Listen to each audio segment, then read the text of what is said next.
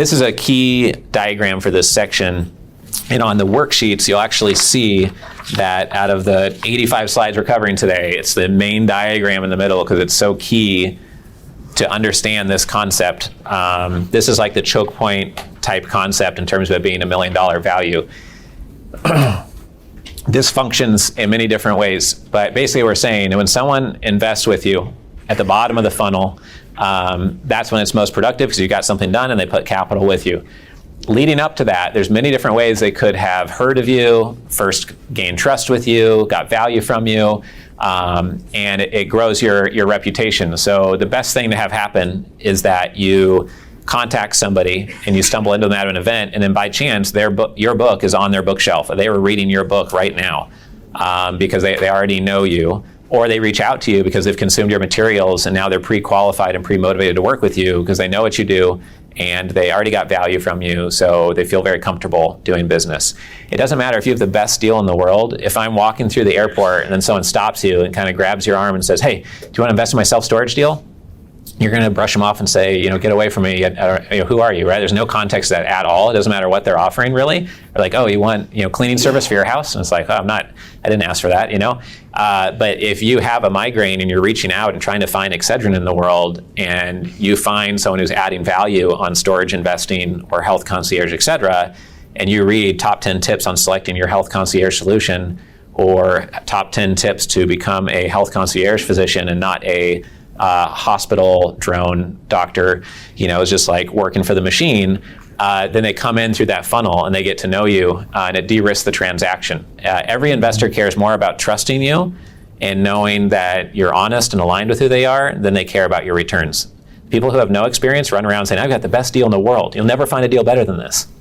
Usually the actual deal is pretty bad if they're so new to say things like that. They actually don't even have good enough deal flow to know what a good deal is, but beyond that, they don't have enough experience to know who you are and how you communicate with them, and knowing kind of like the laws of just being, building goodwill and adding value to other people.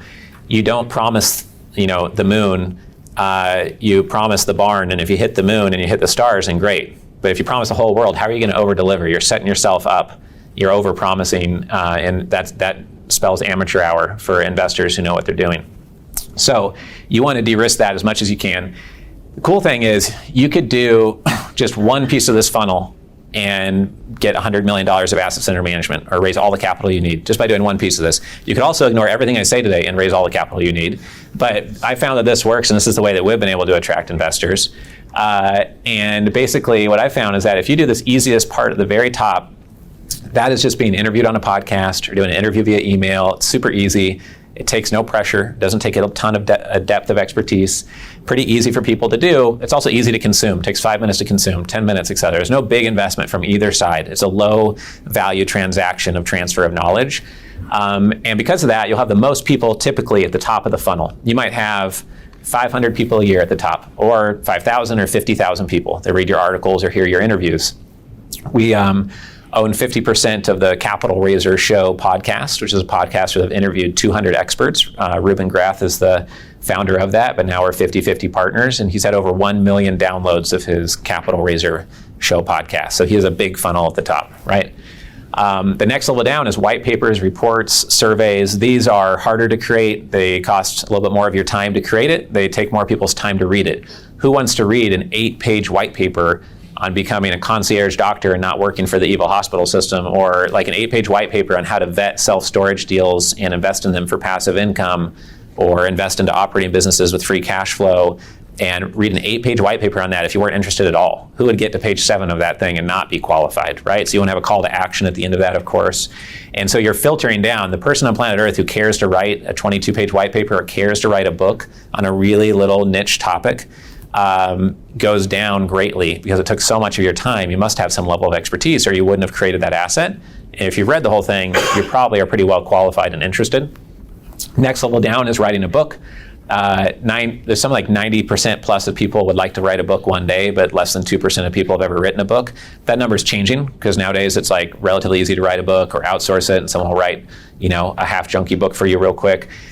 So that is getting easier and easier to do, but it still takes more work and less people have done it. Giving speeches on stage live within networks, less people do. and then doing recorded meetings with people one-on-one, et cetera, as the next qualified, and then they invest, right? So the point of explaining all of that is that if you only do the articles and the easy stuff like the podcasts and stuff, and you do that, you could be fine. We have someone in our network in the Family Office Club that's raised over $150 million from over 1,000 accredited investors. He just has a radio show on AM radio once a week in California, and that's all he did, and he raised $150 million. He did that for 8 years, but that he didn't do the whole funnel. He just did that one piece. There's another one I know that just had a podcast. After 7 years doing the podcast, he turned it into a book, but most of his progress comes from the podcasts, and now he manages over $500 million in assets with his partners. I don't know his exact equity stakes on those different ones, but he's had massive success on that.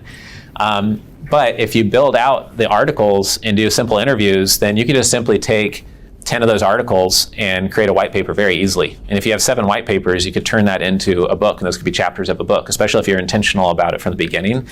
Never write about stuff that no one's going to care about in a year or two, right? If you're writing about how, interest rates, this is what's happening right now, it's like, okay, well, 4 weeks later, now no one cares about what you wrote. Then that's just totally wasted time. You want to write about best practices and things that are evergreen content that will be valuable 5, 10, 12 years from now. Otherwise, me writing this book on single family offices over a decade ago would not be valuable. And I don't think there's less than 1 or 2% of things in here that are now totally irrelevant and don't matter at all. So you want to understand that by doing parts of this, the other parts get way easier. If you give speeches, you can transcribe that into your book, et cetera. And they also stack on each other, and people will flow between them in different orders. They might read an article and then invest money without ever talking to you or talking to you once. We had one family worth $400 million who listened to our podcast, and then he put us on a $7,000 a month retainer while I was traveling in another country to help him create his family office and do deals with him. And he had never met us in person. He said, well, based on the book you wrote and the podcast, we're comfortable working together, so let's get going. We want to get going right away. We had another client who paid $25,000 for a workshop in person in Chicago on how to create a family office, and he got our book for free from our website and got the paperback version for $8. He said he got the exact same value, if not more, from the book, so he engaged with us to work one-on-one instead of working further with the other company.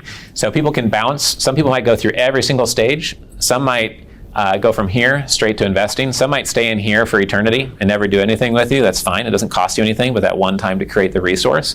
And then some will not even know any of this exists, and their friend will refer them over to you, and they'll say, oh, well, why should I meet with this guy? And be like, well, he obviously knows what he's doing. I've been to his event. I've read this. I got a lot of value from that. And I think you can trust him to put your capital to work with him, et cetera. And because of the funnel, you have more credibility and influence. When you go give a speech, you can give out your book to everybody in the room at the conference, whether it's 1,000 people or 500 people. When you have a great investor meeting, you could ship them a white paper or drip on them a monthly newsletter or send them a link to a podcast or transcribe your webinar and send it to them. So there's all different ways to use this to drip on people and suck people into the funnel. And the cool thing is, let's say that you just do not a stellar job of building this out or just getting more people into the top of your funnel, and you do all the work of creating all the pieces.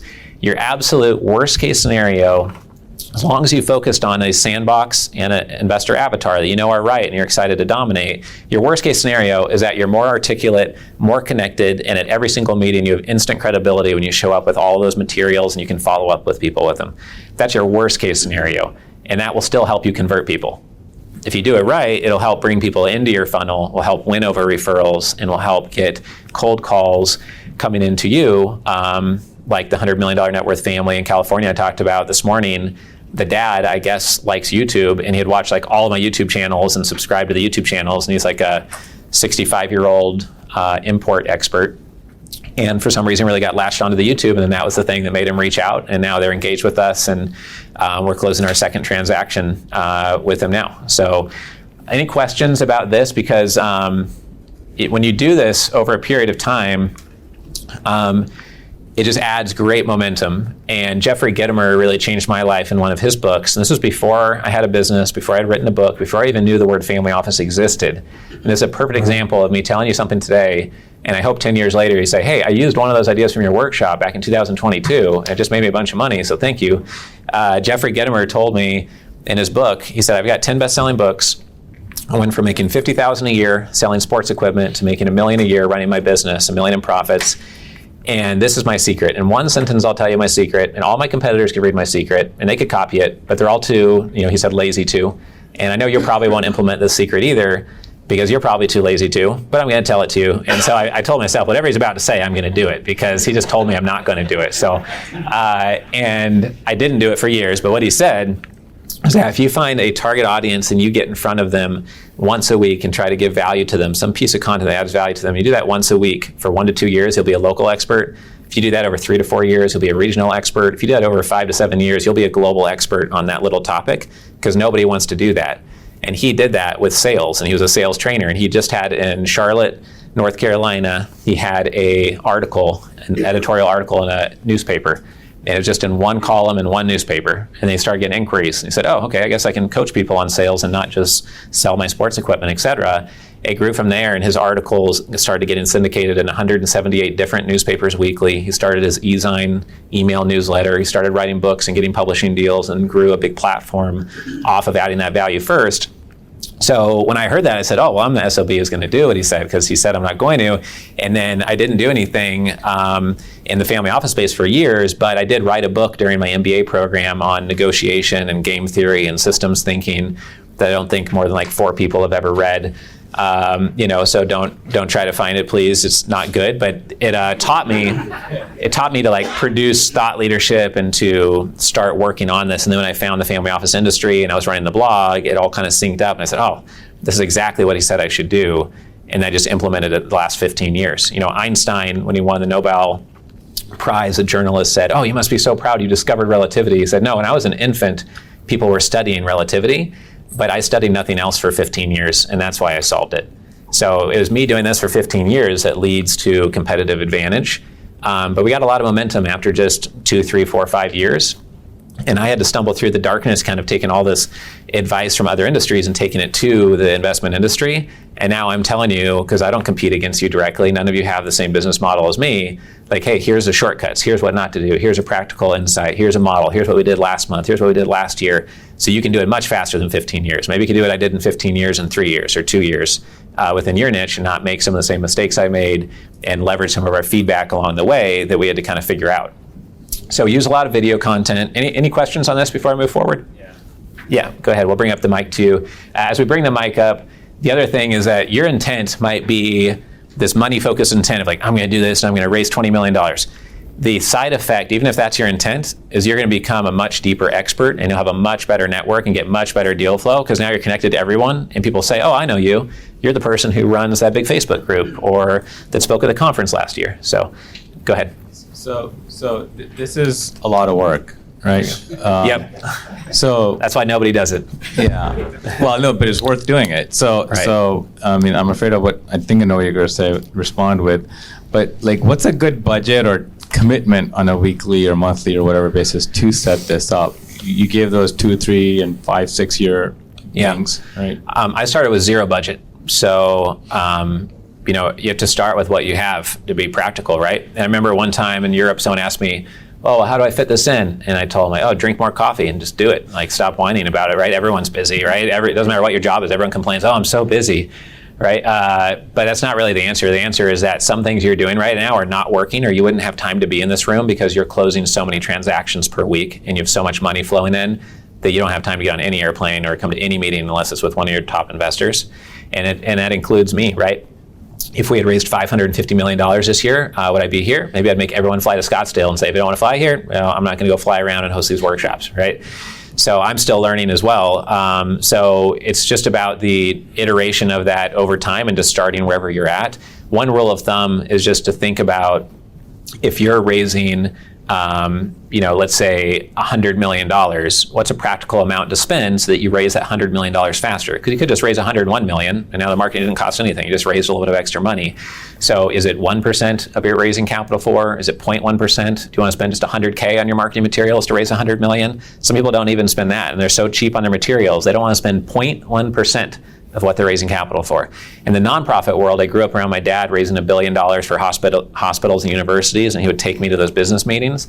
And in a capital campaign for a university or a church or a museum or a hospital, they will budget 10, 15% of the capital raise for staff, marketing, events, etc. I don't know the exact budget for just the materials or just the logo design, but you can raise the capital faster with less pain and suffering if you have a great structure and a great positioning and you come off clean and credible to more investors, right? You'll convert more people.